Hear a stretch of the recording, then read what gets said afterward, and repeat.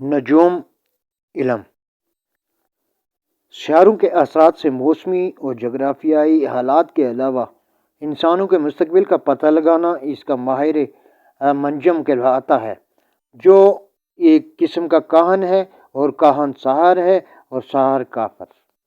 اسلام میں اس علم کی کوئی گنجائش نہیں۔ ستاروں سے جب وہ مستقبل کا پتہ کرتا ہے تو بلا واسطہ اور وہ غائب بتلاتا ہے جو اللہ کے سوا کسی کو نہیں معلوم۔ ان کی طرف سے بتائی ان باتوں کے بارے میں جو بعض اوقات سچی نکل جاتی ہیں، حدیث سے نبی صلی اللہ علیہ وسلم ہے کہ ایک آدھ سچی بات شیطان ڈاکو 100 جھوٹ ملا کر اپنے دوست کے کان میں ڈال دیتا ہے۔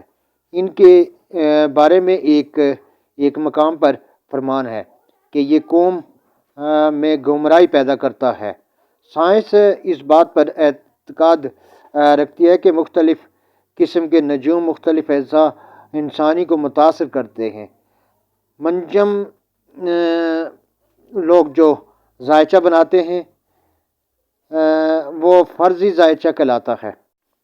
اس طرح زندگی کا ذائچہ، ولادت کا ذائچہ وغیرہ بھی بناتے ہیں۔ اسلام کے مطابق زندگی ستاروں کے اثرات سے بنتی یا بگڑتی نہیں، بلکہ خدا انسان کی جدوجہد اور ضرورت کو ملحوظ رکھتے ہوئے اسے دیتا ہے۔